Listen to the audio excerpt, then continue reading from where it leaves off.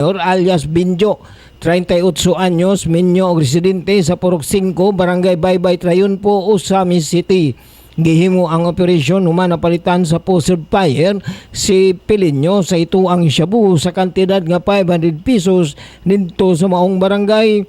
Sa gihimo pagbody search ni Pilinyo sumasakop sa kapulisan nga gisaksihan ni Baybay Trayunpo Barangay Chairman Benedicto Rosal Sr., DOJ representative ug mga sakop sa local media. Nakuha gikan sa posisyon ni Pilinyo ang napulo ka pakete nga adunay sulod sa gituang shabu, usa ka paper box color puti, mga aluminum foil, 3 ka disposable lighters, usa ka cellphone Android ug 500 peso bill nga gigamit nga by bust money.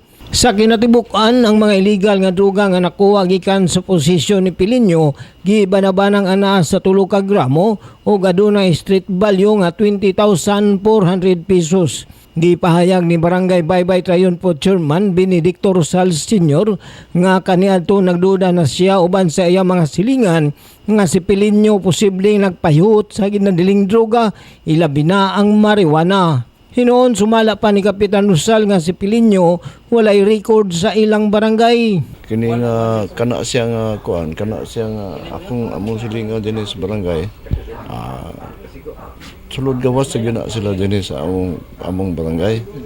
Wa sa kay ko magkuan nga ingon ana dahil silbi nga kamang iyang nahitabo. Pero sa una pa gyud hinoon, mura og medyo na pagduda na kay na mo gyud istorya gyud akong mga silingan bahin ana. Muna ko na confirm gid siya. Maganda lang madangop gyapon ang uso-uso pa kani adto marijuana man gud to. Dahil karon mo na anak siguro nga paingon na sa Cebu.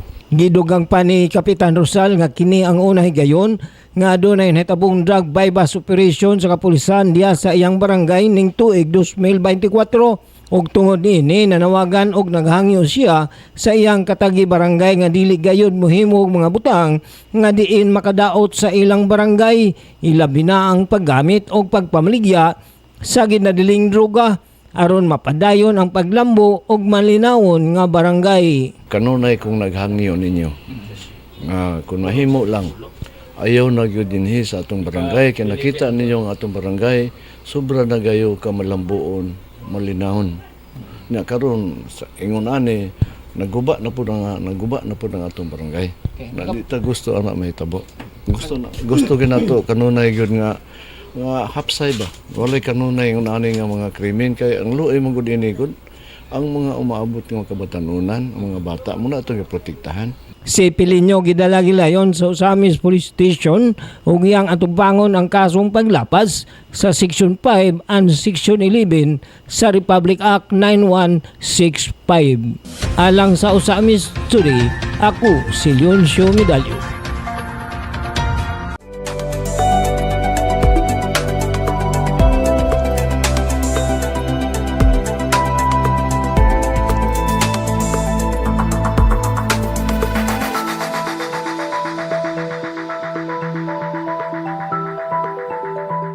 Good governance ug zero corruption nga pagdumala sa Asenso Ozamiz administration gibalik sa mga Ozamiz ng pinaagi sa mga programa nga nagbenepisyo sa katawhan. Si Mary Ann Lumapas alang sa report.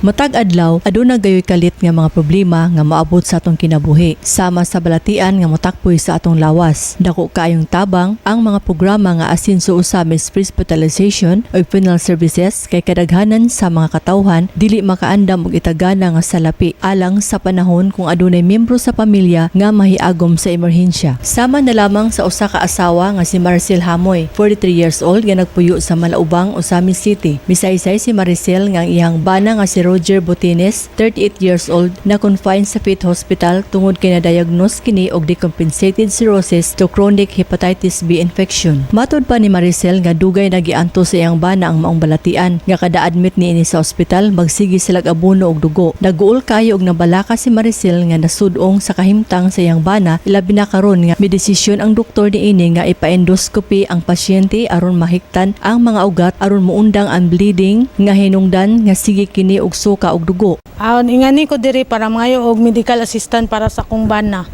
Liver cirrhosis, ma'am. 5 times na ko diri ngayo, ma'am. Pag kanang manong ma-admit mi, ma'am, kay Mag-bleeding siya, suka o kalibang, dugo gid na. Kung di na ko siya isugod jud sa ospital, motdan yun siya dugo. Taga ma-admit mi magabuno yun mig dugo niya. Then, pait yun kayong kaimtang ma'am kay ako na lang bayan ng ita, then bawal na siya magtrabaho. Mula ang suggest sa doktor is endoscopy para tagkusan iyang mga ugat diri ma'am kay mo man ay mang buto. Na mo nang mag-bleeding siya kay ang iyang liver is 10% na lang ang gagana.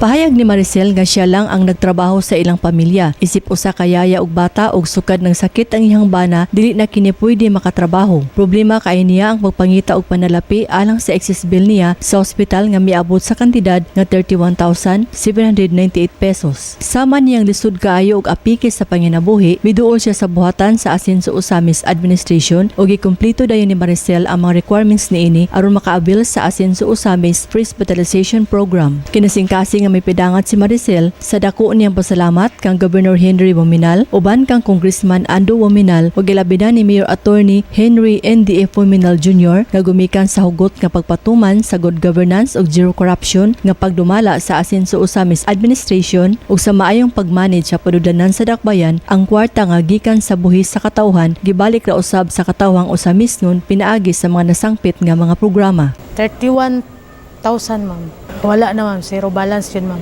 Akong income ron yun ma'am, is yaya lang gid ko sa bata. Dayon, tabang sa Ginoo ma'am, ampo, ug lihok lang po ko para naragid mi makaon, dili ragid mi yun nga mapasmuhan mi. Nindot yun na siya, dako yun kay kong pasalamat, usa una sa Ginoo, nga naa siya gihatag nga tawo nga instrumento nga mutabang sa mga kabus nga dili gid nga siya pasagdan nga ingani nga problema nga di gyud kapangayo sa lain, wala ni sa lain lugar nga ingani nga programa diri ra gyud munang dako kay nagtabang sa mga pobre ma'am. Sa labi nga karon nga panahon nga grabe ka krisis. Magpasalamat ko ni Gob og ni Ando ni Congressman Ando og labaw na ni Mayor Indi Wominal na kanilang programa magpadayon gyapon kung sa sunod eleksyon sila man gyapon mapili sa katauhan. Andam gyapon mi mo suporta sa ilang mga programa ug di gid mi kalimot sa ilang tabang sa amo ug sa kuan pa suklian na mo ang unsa ilang natabang sa amo. Murag ginaamo ikabalik ba. Alang sa Ozamiz Today, ako si Mary Ann Lumapas. Salamataan ang Ozamiz Today, hatod ka nato ingon nga serbisyo publiko sa Asenso Ozamiz News Channel ubos sa pagdumala sa Asenso Ozamiz Administration pinaagi ni Mayor Attorney Henry Indi F. Wominal Jr. Alang sa dugang impormasyon, please like our official Facebook pages kung Ando Wominal, Attorney Indi Wominal ug Asenso Ozamiz News Channel. Please subscribe to the official Asenso Ozamiz YouTube channel. Diin makita usab ninyo nga nag-stream live ang mga programa sa AONC. Sa ngalan sa gindubukang AONC team, Yonsho Medalio, Berno Pinson, Adoni Dicena, June Purgatorio, Ares Carpio, Kim Tangaro, Macjul Malinis, Mary Melody Reyes, Angela Mecarante, Mary Ann Lumapas, Xander Dalid ug si Glenn Ray Roluna sa Misamis News Network. Ako si Dazil Humutikson. Daghang salamat. Padayon Asenso Ozamiz, Asenso Segundo Distrito, Asenso Misamis Occidental.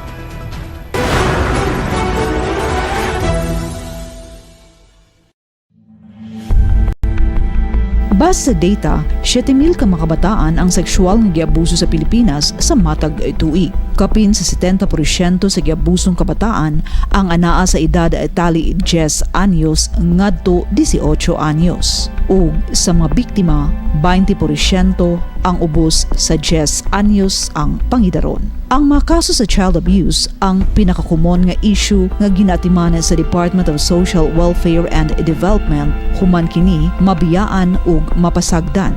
Bisan pa sa Anti-Rape Law of 1997, ang rape o pagpanglugos ang pinakakasagaran nga matang sa sexual abuse. Gisundan sa incest o pag-unay sa kabanay ug fondling o pagpanghikap. 98% sa mga rape victims mao ang kababayen-an ug ang porsyento sa incest maka-paalarma, 33%.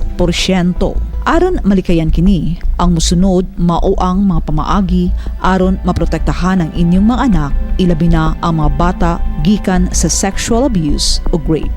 Crime prevention tips on rape. Una, susiha kung kinsa ang permi nga kadula sa mga bata sa imong palibot. Ikaduha, tagay o pagdagad kung unsa ang kasagarang ginadula sa mga bata sa gadget man o dili nga mahimong makaimpluwensya kanila sa paghimo og dautan. Ug ikatulo, tudloi sa pagsumbong ang mga bata kung adunay maghimo kanila og dautan. Kini nga impormasyon hatod kanato sa Ozamiz City Police Station ug sa Asenso Ozamiz News Channel.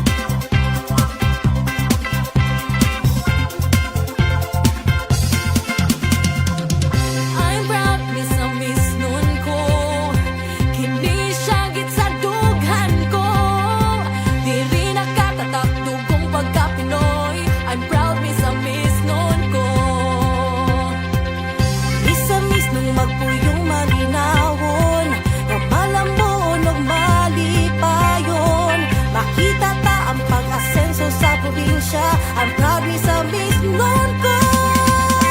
The longest bridge in the Philippines. Sa Occidental makita. Subanin nga atong gimahan. Sa ulogon ang parangat festival.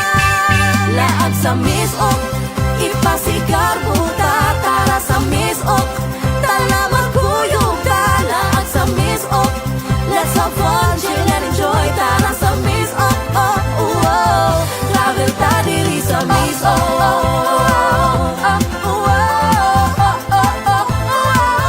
Miss sa Miss noon ko.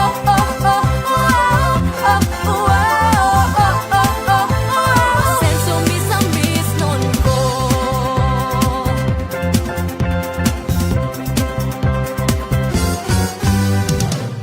Make your wish upang Asenso sa Miss Ok. Miss Ok will make your dreams come true. Daghang negosyo nag-una sa turismo. I'm proud ni sa Miss noon ko. Di ko ikaulaw kung asa ko padulong. Dugong Miss sa Miss tulak kong ihonghong. Laming pagkaon at tong matilawan. Mga lugar nga nindot laagan. Laag sa Miss Ok, ipasigar buta. Tara sa Miss Ok, tala magkuyog ta. Laag sa Miss Ok, let's have fun, chill and enjoy. Tara sa Miss Ok, travel ta diri sa Miss Ok.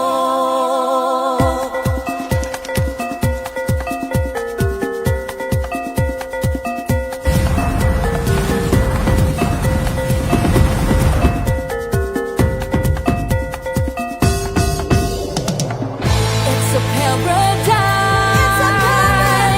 Ang makita mo. It's a wonderful place. I'm proud ni sa Miss noon ko.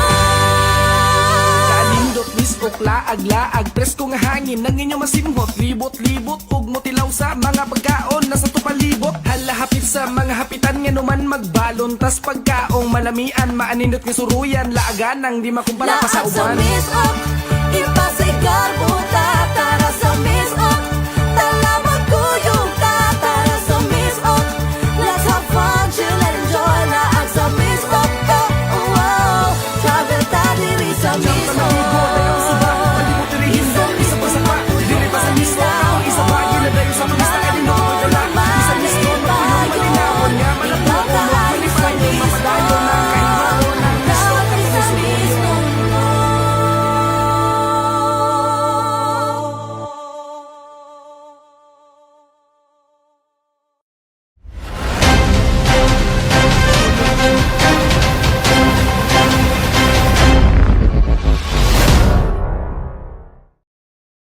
Kamo mga barangay captains, kamo nga mga PWD presidents, parehas mo gipili sa katawhan sa sektor para mo'y manerbisyo sa barangay, parehas ta gipili sa mga katawhan, no dapat magtinabangay, ta dapat dili ta magkanya-kanya og lihok.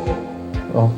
Kay mas daghan magito ang magbuhat kung puyog tatanan, no?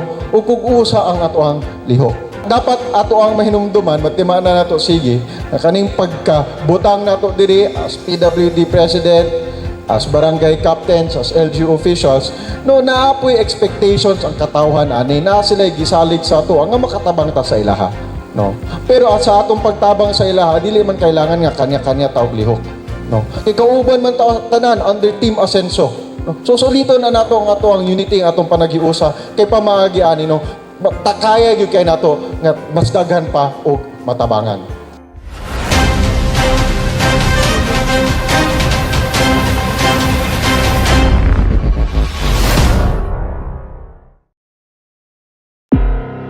Maayong adlaw Ozamiz nons. Nagkadaghan na usab ang atong mga kaso sa dengue fever karong mga panahona. Base sa datos sa City Health Office, 349 na ka mga kaso sa dengue ang natala sugod sa bulan sa Enero ngadto sa bulan sa Hulyo 2024. Subo panandungon nga unom na ka mga kabataan ang nakabsan sa kinabuhi tungod niining sakita.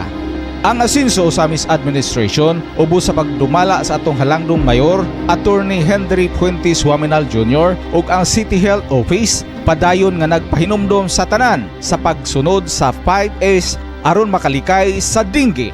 Una, search and destroy all possible breeding sites of mosquitoes. Pangitaon ang mga posibleng mahimong breeding site o maitlugan sa mga lamok sa atong mga palibot sama sa tubs, paldi, butanganan og plato, water dispenser, flower vases, ligid, planggana, botilya, bagol o uban pang mga containers nga gipanglabay bisan asa nga mapunduhan og tubig.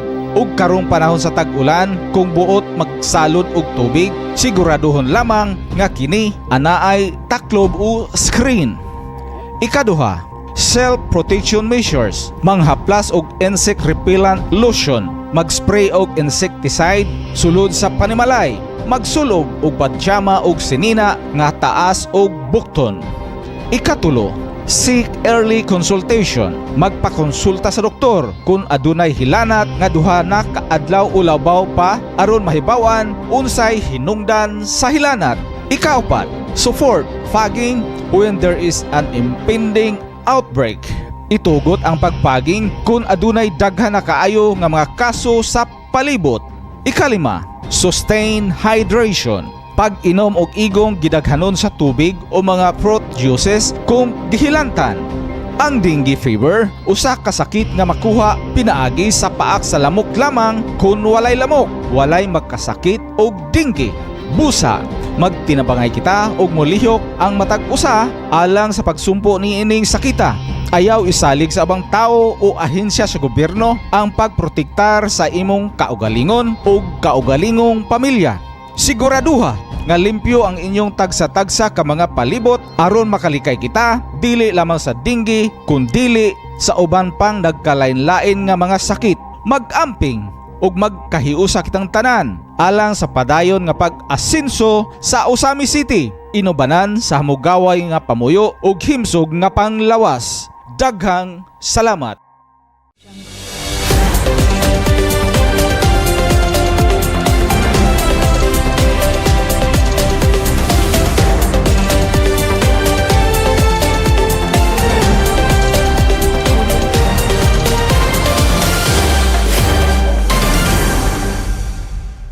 The future is yours to shape. Embrace innovation, lead with purpose and strive to make a difference. Kini ang makadasig ug makahatag gahom nga mensahe ni Misamis Occidental Governor Henry S. Waminal ngadto sa mga graduates sa ika-23 nga commencement exercises sa Northwestern Mindanao State College of Science and Technology kun NMS CST adlaw nga Martes, Hulyo 30, 2024 nga gipahigayon sa People's Gymnasium sa Tangub City. Si Governor Waminal nga mao ang guest of honor and commencement speaker Future ang nagdayig ug mihatag pasidungog sa 825 ka mga graduates sa pag-abot niini nga talagsaon og hinungdanon nga kalampusan ug nag-awhag kanila sa paggamit sa ilang edukasyon sa paghimo sa positibo nga kabag-uhan sa katilingban. Ang commencement exercises nga may temang Innovating for a Technological Future, Leading Change Towards Industry 5.0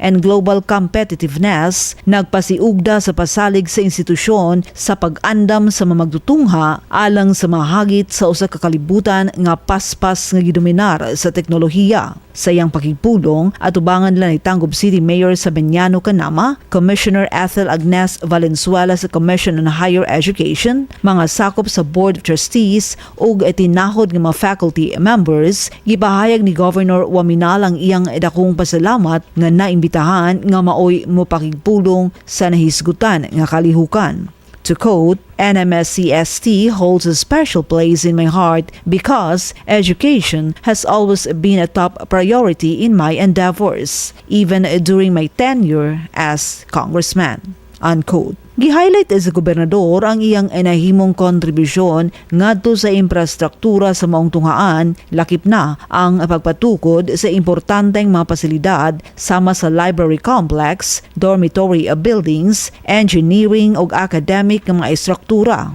ug uban pa. Proud usab magpahibalo ni Governor Waminal nga siya ang author sa Republic Act No. 11186 nga nagplastar sa conversion sa NMS-CST ngadto sa pagka-University of Northwestern Mindanao o UNM nga nagtumong sa pagpalambo sa academic opportunities o research capabilities sa tunghaan. Giangkon sab sa gobernador ang mga hagit sa unahan, ilabi na ang pagkabot sa makinahanglanon alang sa university status sa tunghaan sama sa pagpataas sa enrollment sa mga estudyante. Aron masuportahan kini nga tumong, gipahibalo sa gobernador ang mga inisyatiba ubos sa One Family, One Professional program sa paghatag prioridad sa lokal nga mga estudyante alang sa enrollment nga magsiguro sa dekalidad nga edukasyon alang kanila.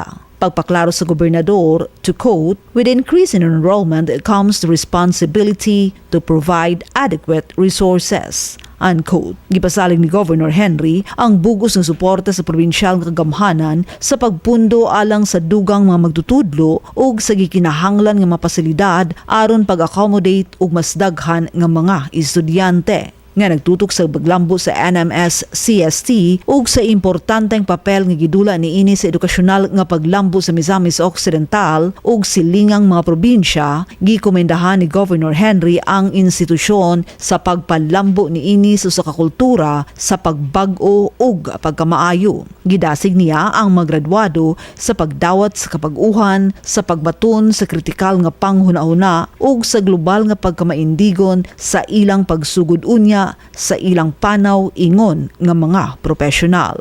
To the graduating class of 2024, today marks not just an end, but a new beginning in your lives. Your dedication and perseverance have brought you to this significant milestone. Pahayag sa gobernador. Sa pagtapos sa seremonya, gibalik hisgot ni Governor Henry ang iyang pagtuo sa makabag-o nga gahom sa edukasyon ug mipahayag sa pagsalig nga ang mga graduado sa NMS-CST bug-os nga nasangkapan sa paghimo sa makahuluganon nga mga kontribusyon sa ilang mga komunidad ug sa gawas niini. Usaw-usab ka surpresang regalo ang nadawat sa matag graduate sa gihatag nga cash token ni Governor Waminal. Gikan sa 3,000 ngadto sa 6,000 pesos nga may dugang pahalipay sa mga nakatapos nga may Latin honors. Ang ika-23 nga commencement exercises sa NMS-CST wala lamang nagsaulog sa akademikong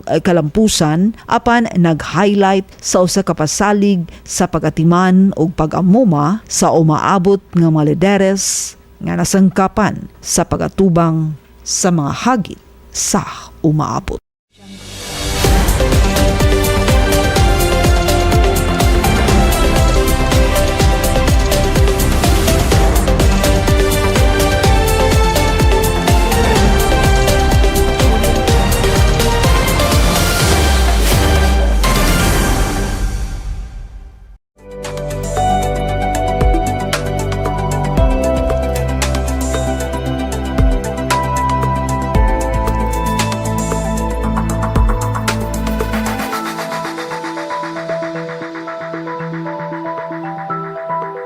May gabi sa tanan, ako si Janita Gama nga lumulupyo sa Barangay Bacolod, Ozamiz City. Ako nagpasalamat kang Mayor Indy Waminal o kang Congressman Waminal o kang Governor Waminal sa ilang gihatag namo nga ayuda ilabi na gyud sa bill namo sa ospital nga nagkatitat pertigo kain taong dakuha ug wala dili gyud mi ani makabayan. Daghang kaayong salamat ninyo Mayor, Congressman o Governor. 32 sir ang gikuan sir kanang actually good sir more 40 gyud na ka-penser din tagaan tag kuan 32 tanan sir. Kuan 10,000. Yes sir, dako jud kay sir. Salamat jud kayo migdako sir kay napabiya mi estudyante then at the same time natabangan na gyud mi ni ni Mayor sir. Okay sir, salamat kayo.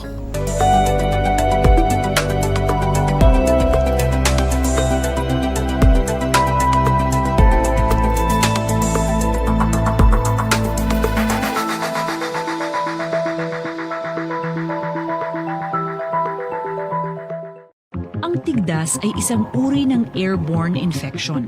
Ibig sabihin, ang measles virus ay maaaring maipasa sa pamamagitan ng hangin na inubuhan o binahingan ng isang taong may tigdas at maaaring malanghap ng isang taong hindi protektado laban dito.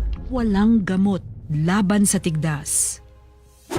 Bakuna lamang ang pinakamabisa at ligtas na paraan para maiwasan ang tigdas. Ang bakuna kontra tigdas ay epektibo, ligtas at libre sa mga health centers.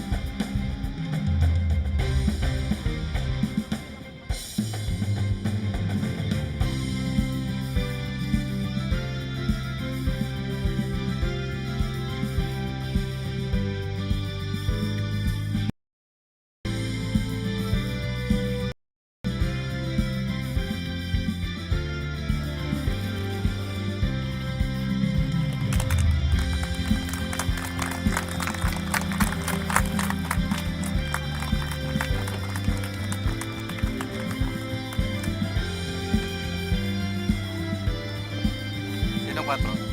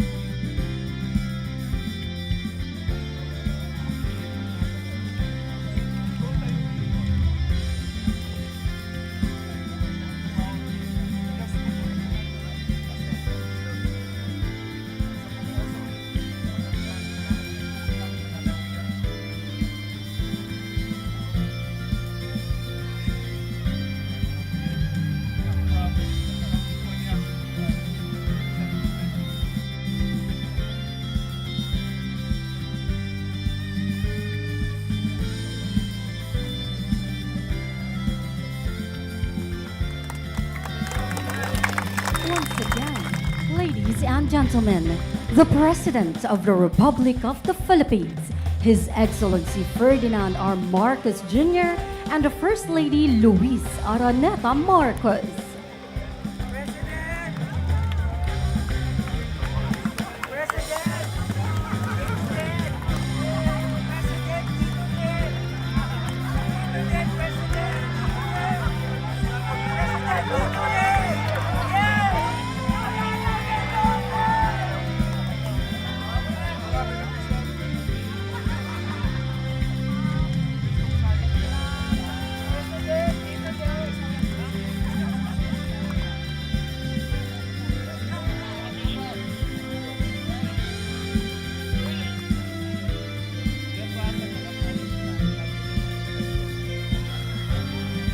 The President and the First Lady shall now inspect the Panguil Bay Bridge. Joining them is His Excellency Lee Sang-hwa, DPWH Secretary Manuel Bunoan, Lanao del Norte Governor Imelda Dimaporo, and Misamis Occidental Governor Henry Obaminal Sr.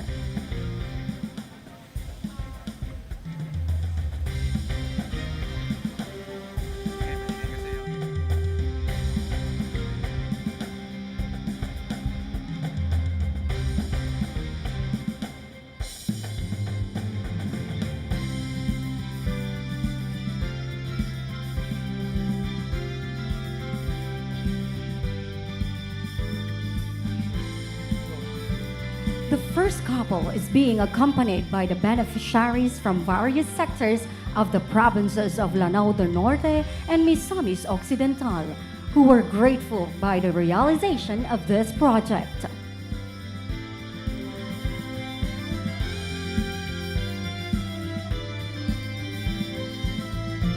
The 3.17-kilometer Panguil Bay Bridge project, which connects the two provinces of the northern Mindanao via Tubud, Lanao del Norte, and Tangub City, Misamis Occidental, is a manifestation of the President's steadfast leadership and dedication to build better more.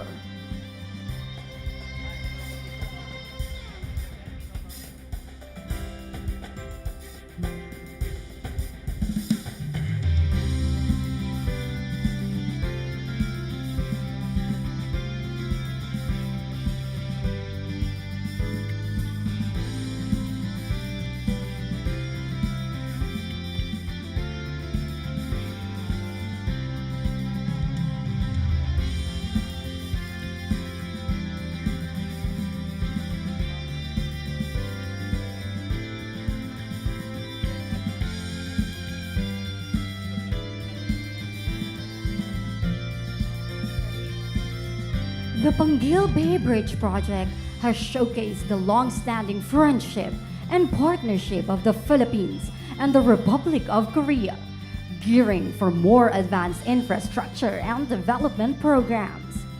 This vital landmark exemplifies the strength of both countries' collaboration.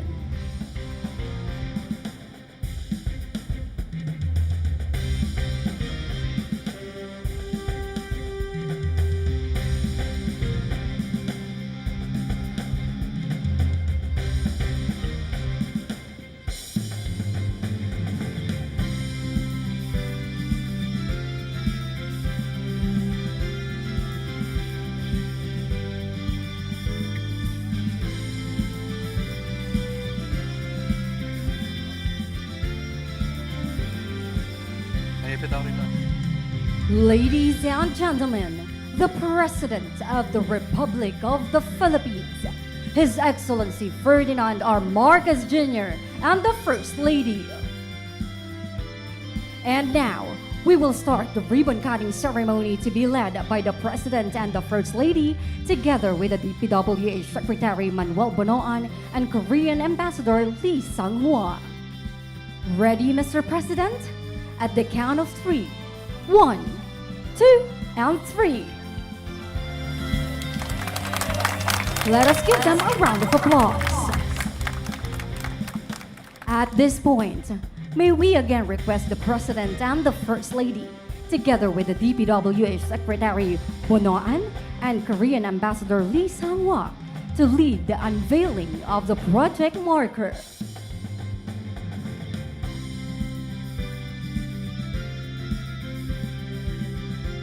Ready, Mr. President. At the count of 3. 1, 2, and 3.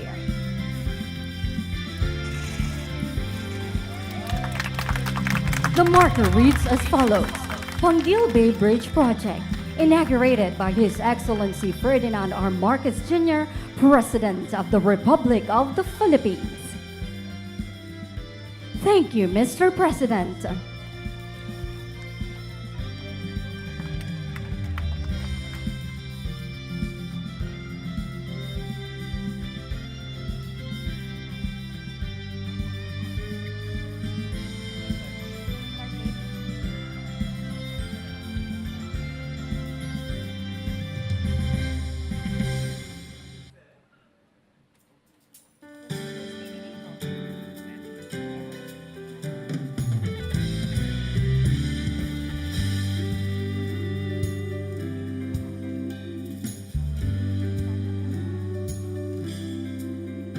Panahon na ng pagbabago, dahil sa ito ay kinakailangan tayo na magtulong-tulong, napaunlarin ang mahal nating bayan.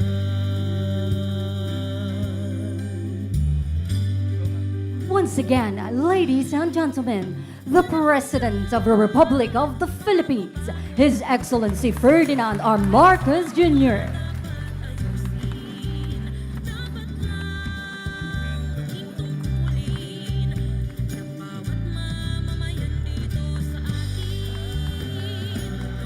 Pagbabago, sa pag-asenso, magsikap na mabuti ng kuminhawa tayo. Malaki natin sa mundo at ipamalas ang bagong Pilipino at bagong We may now be seated. panahon na pagbabago. Kitikip natin ang sariling atin at tama lang na ugaliin. Maayong buntag kaninyong tanan, and welcome to the inauguration of the Panguil Bay Bridge Project.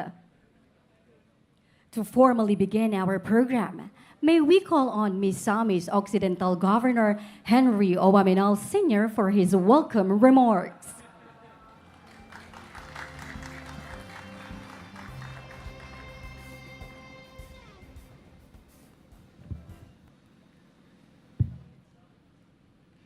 His Excellency President Ferdinand Bongbong Marcos Jr., Sir, and First Lady Ma'am Luis Aranita Marcos, national and local officials of Lanao del Norte, represented here by Governor Anging de Mapuro, the local and national officials of Misamis Occidental. We have heard the two Congressman Ando Waminal and Jason Almonte, other guests, beneficiaries, officials, ladies and gentlemen, good morning. What we once thought impossible today becomes our reality. This quote is a perfect description of today's celebration of the greatest milestone we achieved, not only for Misamis Occidental and Lanao del Norte, but for the entire region of Mindanao, because today we are not only unveiling and inaugurating the structure of the long-awaited Pangelby Bridge, but we are also opening new doors of opportunity and progress. Today's event signifies that dreams do come true and that vision can become a reality if there is hard work and collaboration among the stakeholders concerned and strong support of the national leadership. Thank you, President Ferdinand Marcos Jr., sir, for your exemplary support. Allow me to give a brief historical background of this Pangelby Bridge. This project has long been the dream and aspiration of our forefathers from Misamis Occidental and Lanao del Norte since the early 1970s, and is a product of persistent efforts of previous and present leaders who pursued for the realization of the project. I remember my former colleagues in Congress, former Congressman Governor Bobby Dimapuro there, and Congresswoman and now Governor Imelda Anging Dimapuro. During our previous conversations this year, that the concept of this Pangelby Bridge is started way back at the time of their parents, and they continued what has been started by them in consultation with the former leaders of Misamis Occidental. It was in 2024-2007 that such aspiration was given attention by the national government under the administration of former President Gloria Macapagal Arroyo through the collaborated efforts of our former Governor Leo Campos, who at the time was the President of the League of Provinces of the Philippines. And in tandem with Governor Anging Dimapuro, this project was bidded out 2 times, but it failed because there were no takers, because the feasibility study was not viable under the Build and Operate Transfer Scheme. After 2007, we did not hear anymore about this project. And I recall during my first term as board member in the province, there was a statement of former President Arroyo. Since the project was not viable, suportahan at i-strengthen na lang yung RoRo transportation services in order to serve the commuters from Misamis Occidental to Lanao del Norte and vice versa. In 2013, when this representation was the congressman of the 2nd District, I, together with Congresswoman Anging Dimapuro, we exerted joint efforts in revisiting the project. And in one of our committee hearings with the Mindanao Affairs Committee, we sponsored a resolution endorsing the Pangelby Bridge, appealing the support of the National Economic and Development Authority, the Secretaries of the Department of Public Works and Highways, Department of Finance, and Department of Budget and Management to secure funding for the project, ensuring its allocation that would commence on 2015 up to 2017 on a multi-year basis. So that during my first 100 days in Congress, I reported to the people of the 2nd District of Misamis Occidental through my State of the District address, informing them that we have given preferential attention and exerted efforts to materialize the Pangelby Bridge project in collaboration with then Congresswoman and now my partner Governor of Lanao del Norte. This development, we forecasted that this would materialize on 2015.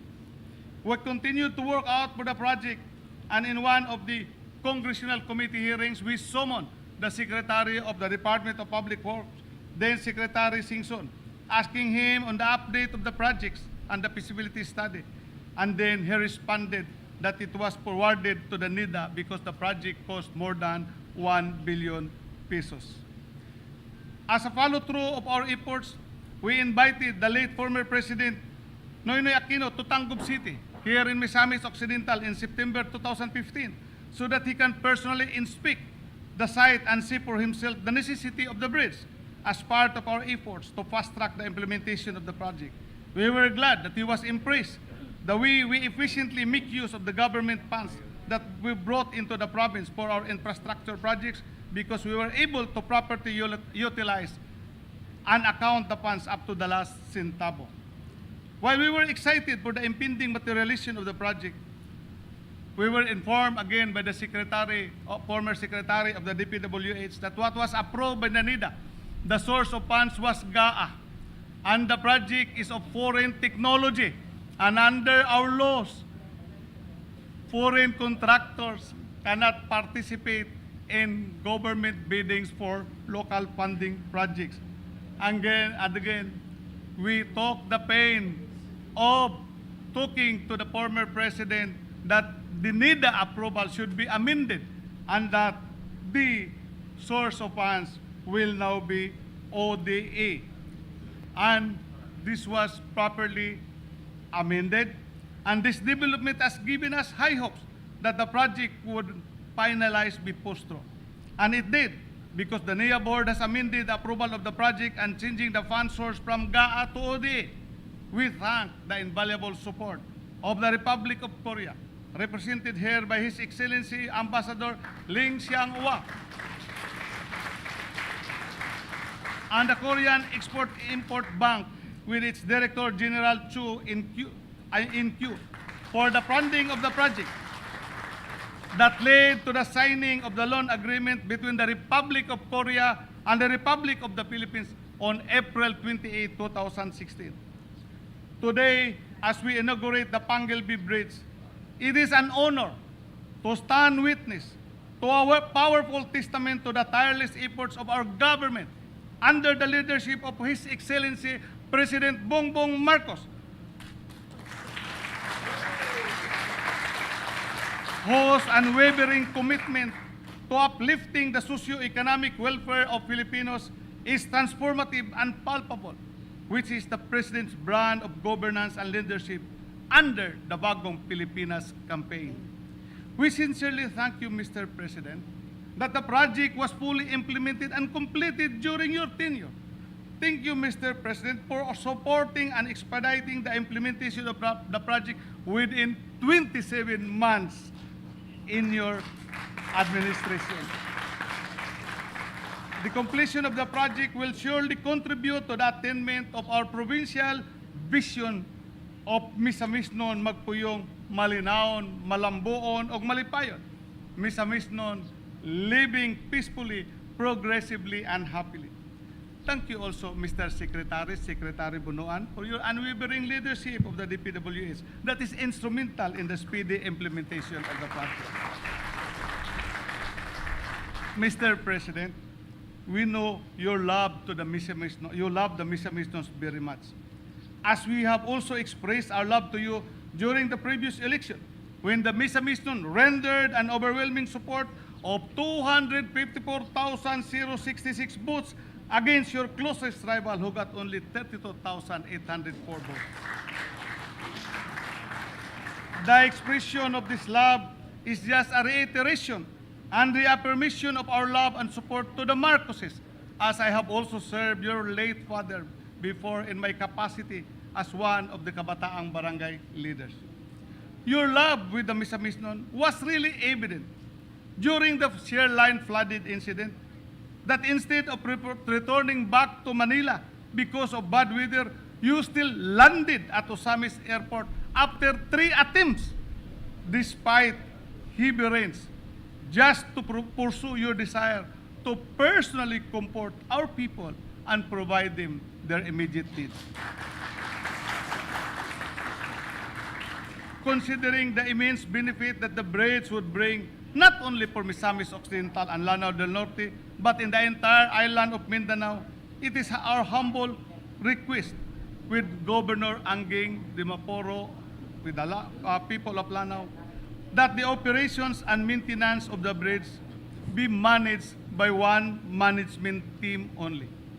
The people of Misamis Occidental, together with Governor Dimaporo and the people of Lanao del Norte, will request for your executive intercession for the creation of Pangelby Bridge Management Council, PBBM Council, to be composed of the governors of the 2 provinces as chairman and the regional director of the DPWH, PNP, DNR, LTO, and the local chief executives of Tangub City and the municipality of Tubod as members. In this manner, Mr. President, we can be assured of collaborative management efforts among stakeholders directly involved in ensuring protection and maintenance of the bridge, instead of having it managed separately by the two LGUs exercising their powers and authority over the respective jurisdiction. We have submitted our request to DPWH on this matter. And once again, thank you, Mr. President, for your support and love for Misamis Occidental. Rest assured of our continued love and support from the Misamisnons to your administration, as what we have already shown in the previous election. On behalf of the provincial government of Misamis Occidental and the Misamisnons, it is my great honor to welcome you all to this momentous occasion. Together, let us celebrate this milestone and look forward to working more in the future.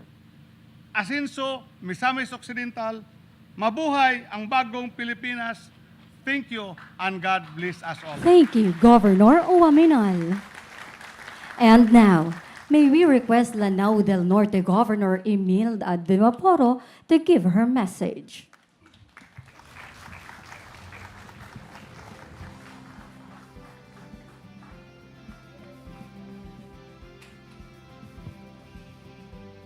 Your Excellency, President Ferdinand Bongbong Marcos Jr., Madam First Lady, Attorney Luis Lisa Araneta Marcos, distinguished guest, good morning. Isa pong napakalaking karangalan para sa akin bilang gobernador ng lalawigan ng Lanao del Norte na baging bahagi ng inaugurasyon ng ating matagal na pangarap, ang Panguil Bay Bridge. Matapos ang mahabang paghihintay, natapos din natin ang tulay na nag-uugnay sa Lanao del Norte at Misamis Occidental. The project is the realization of a long-held aspiration of my father, the late Governor Arsenio Arcelo Quebranza, and the late Mayor Alfonso Tan of Tangub City. However, the initial steps began through the dedicated efforts of then Governor Abdullah Dimacuta Dimaporo, who availed of the loan from the Japanese International Cooperation Agency, or JICA, through MDFO to fund a feasibility study for constructing a bridge that would connect Lanao del Norte and Misamis Occidental.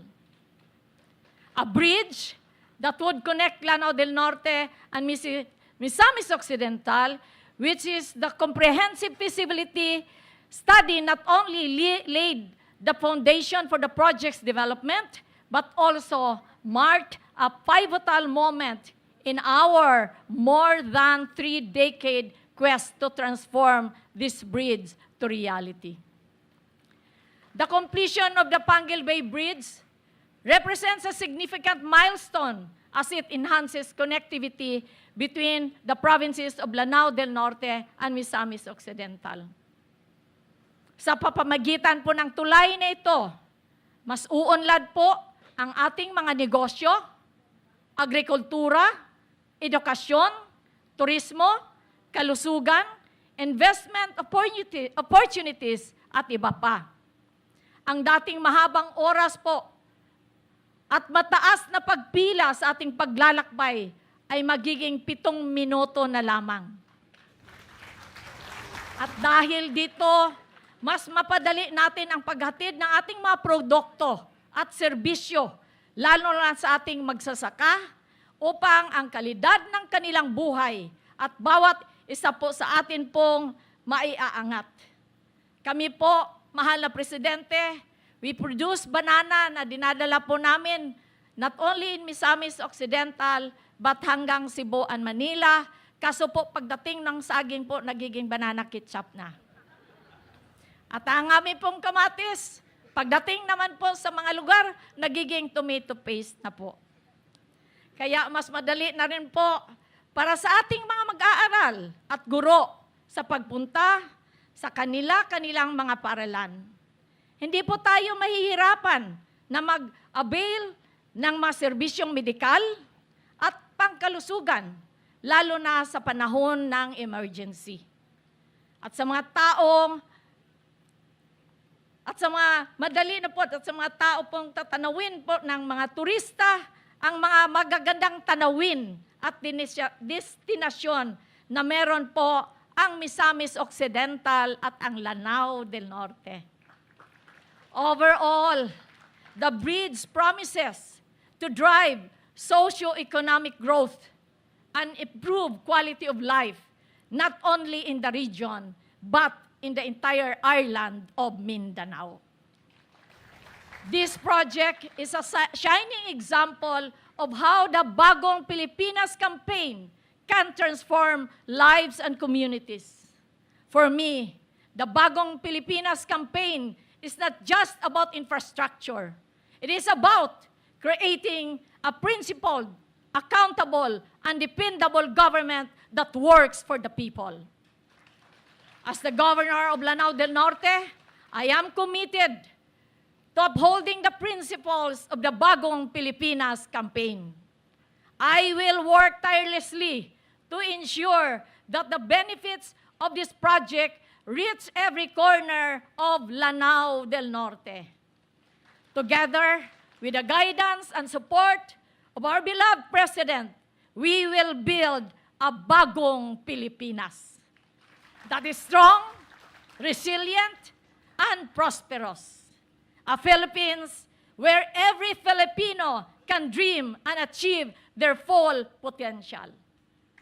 Sa ngalan ng mga mamamayan ng lalawigan ng Lanao del Norte, nais ko pong ipaabot ang taos-pusong pasasalamat sa ating mahal na Pangulo, His Excellency President Ferdinand Bongbong Marcos Jr. Mr. President, maraming salamat po sa inyong walang sawang suporta. Ipinagmamalaki po kong sasabihin na sa inyong administrasyon, ang Lanao del Norte ay isa sa mga laging unang nakikinabang sa mga programa at proyekto ng ating pambansang pamahalaan. My heartfelt thank you to NEDA for their unwavering support and dedication in advocating with the DPWH to secure the necessary funding of this project. And I would like to commend also the former governor, tinatawag ko po itong pandemic RDC chairman. Dahil po, during the pandemic, he was then the RDC chair at kinukulit ko po sila ni RDC chair Philip. I hope he is with us. I invited him. And NEDA, para po ang ating mga contractors, because of the pandemic, the consultants, the equipments, nahihirapan pong pumasok at nahihirapan pong mag-umpisa. Kaya ito po ngayon, as the RDC chairman of Region 10, during the height of the COVID-19, Governor Philip, who was the pandemic chair then of Region 10, strongly endorsed the PBB project to ensure the easy and continued transport of equipment and machinery needed by the contractor. To the Nampuang Kokdong Gongwang joint venture, leading for the way of its progress. My appreciation to DPWH, the government of South Korea, through the Korean Export-Import Bank, and all the government agencies and stakeholders who made the construction of the bridge possible. Maraming salamat po Congratulations sa ating lahat. God bless you. Mahal na Presidente, mabuhay ang bagong Pilipinas. Thank you, Governor Dimaporo. To also give his message, let us welcome the Ambassador of the Republic of Korea to the Philippines, His Excellency Lee Sang-hwa.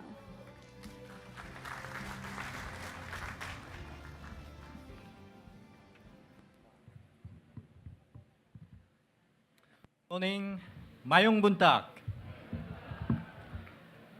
His Excellency Ferdinand R. Marcos Jr., President of the Republic of the Philippines, and Madam First Lady. In fact, what a pleasant surprise. We have a graceful First Lady. Don't you agree? Honorable Manuel M. Bonoan, Secretary of DPWH. Honorable Gilberto Teodoro, Secretary of National Defense. Honorable Carlito Jr., Presidential Advisor on Peace, Reconciliation, and Unity. Honorable Henry S. Oaminal, Governor of Misamis Occidental. Honorable Imelda Q. Dimapo, Governor Lanao Norte. Mr. Gu, Director General, Korea Export-Import Bank, distinguished guests, ladies and gentlemen. It is an honor to join you today for this historic event.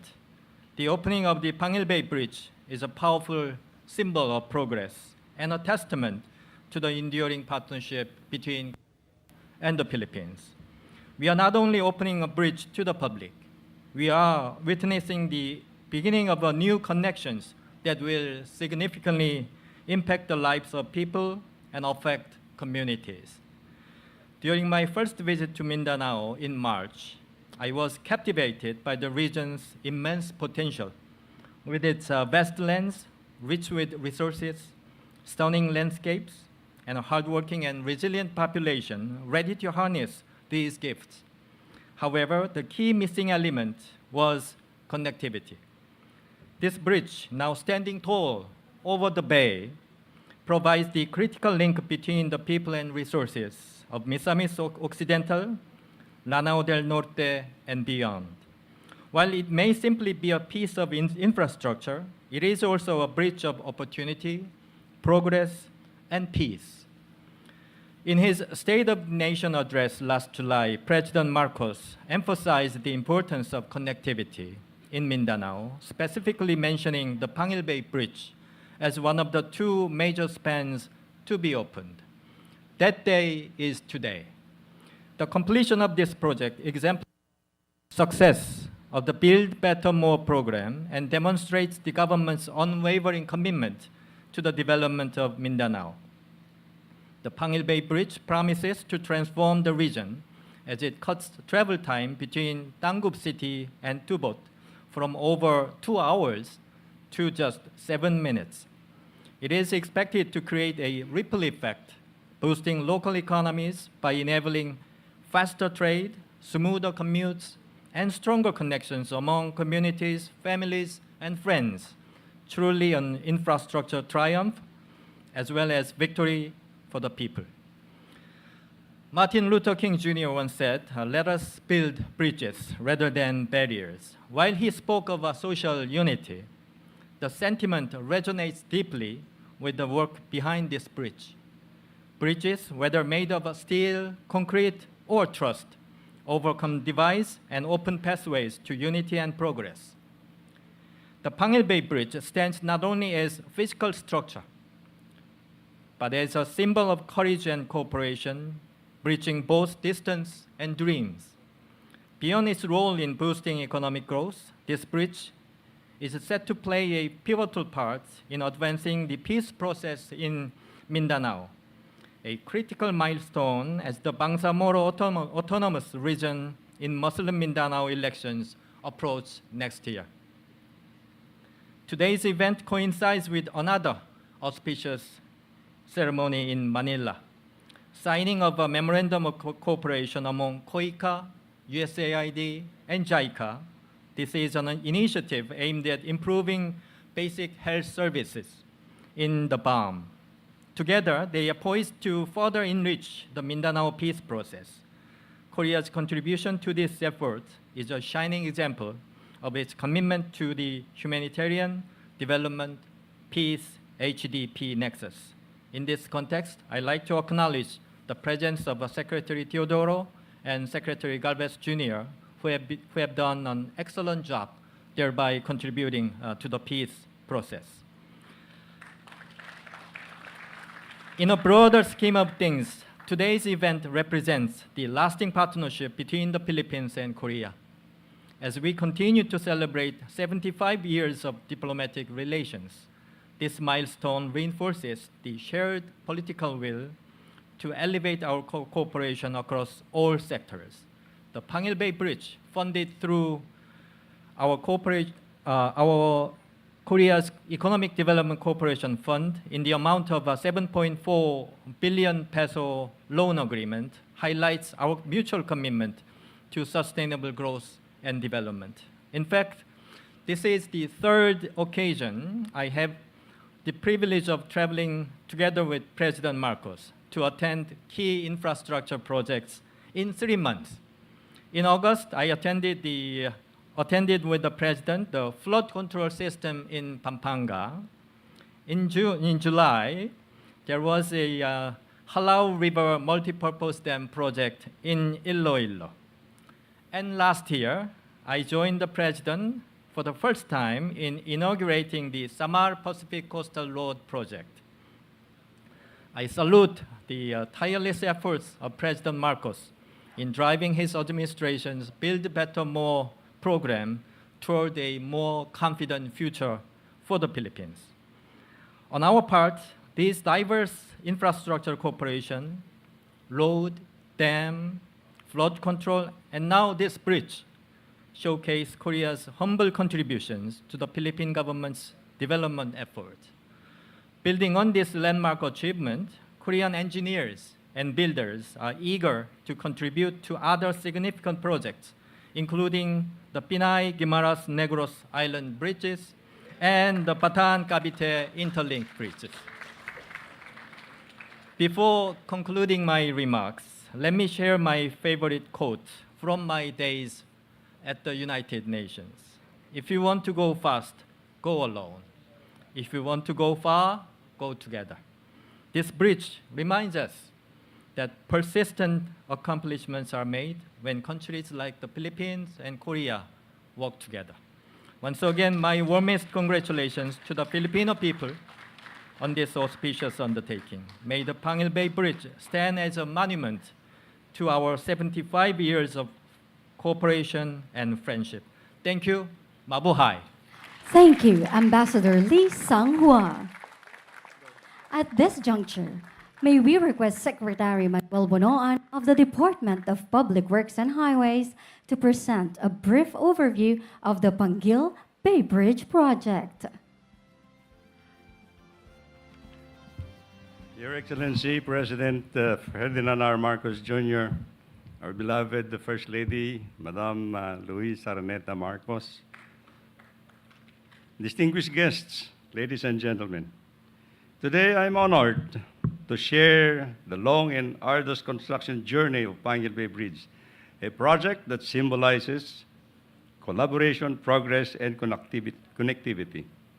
The conceptualization of Pangil Bay Bridge started way back, as presented by Governor Rominal, in 1998 with a pre-feasibility study setting the foundation for a transformative infrastructure project that would link the provinces of Lanao del Norte and Misamis Occidental in northern Mindanao.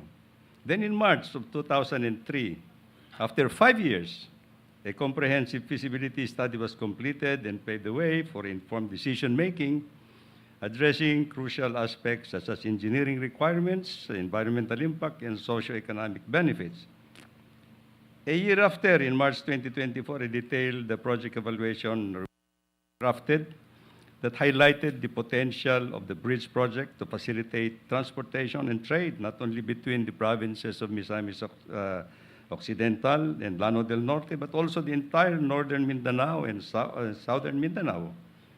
Fast forward, The updated implementation program was established in March 2006, reflecting the government's commitment through DPWH, this dream project a reality. In November 2008, proposed project drew interest from international stakeholders, along with the information memorandum for possible toll road initiative under the Partnership in Economic Governance Reform between Philippines and Australia.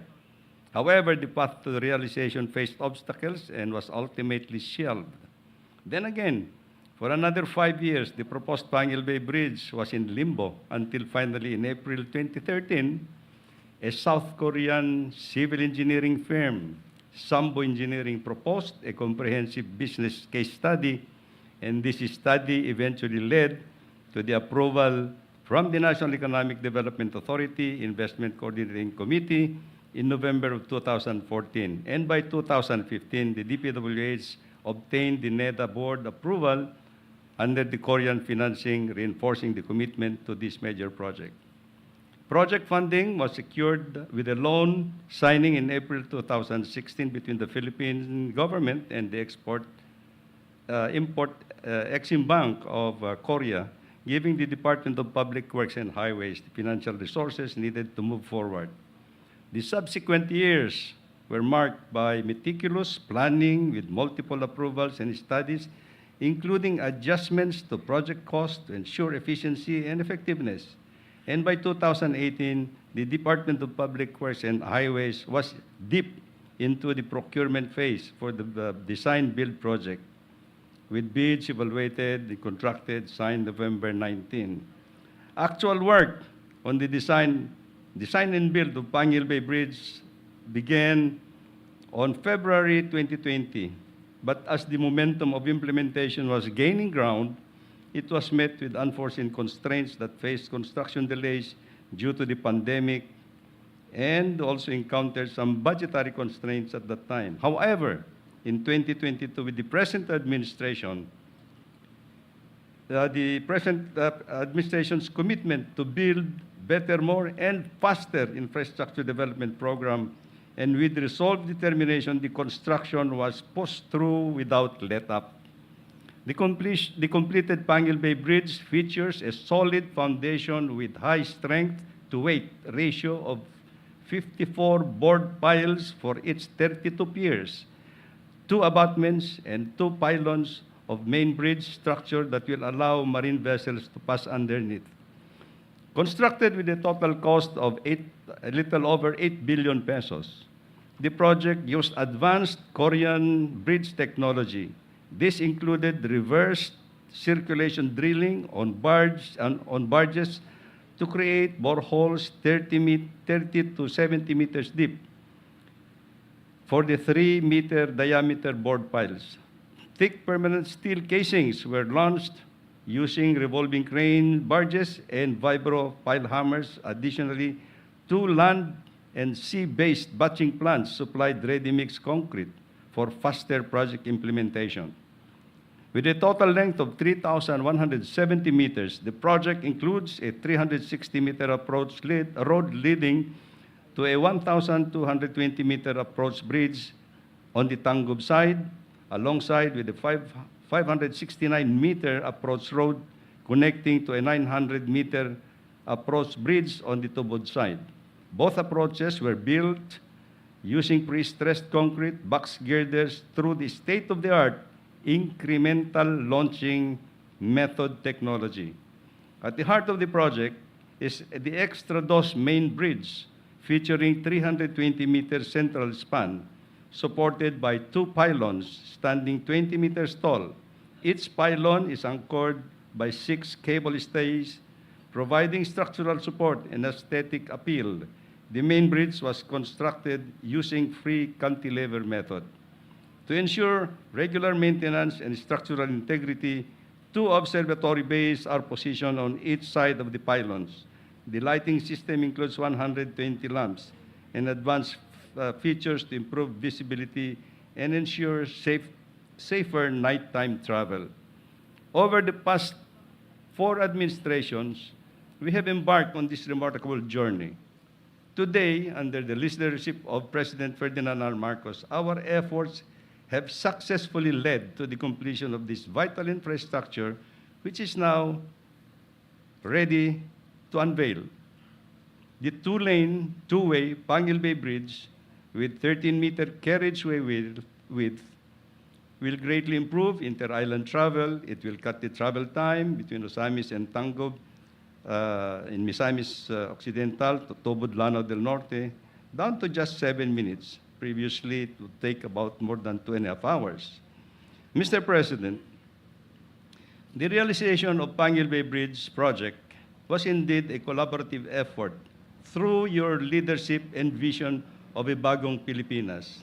And at this point in time, Mr. President, I just wish to express, in behalf of the Department of Public Works and Highways, to acknowledge everyone involved in making this project a reality. Our partners from the government of Korea and the Korean Export-Import Bank for their funding support, the Korean consultants and contractors, and their local partners for their expertise, the Department of Public Works and Highways Unified Project Management Office for implementing this major project, the local government units of Lanao del Norte and Misamis Occidental, and all those who have one way or the other contributed to what we now see, finally, the Pangil Bay Bridge. At this point, ladies and gentlemen, please direct your attention to the monitor for a brief preview of Pangil Bay Bridge project.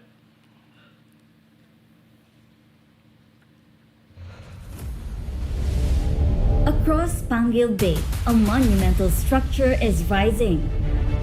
An inter-island bridge that represents a critical turning point in the infrastructure development of northern Mindanao.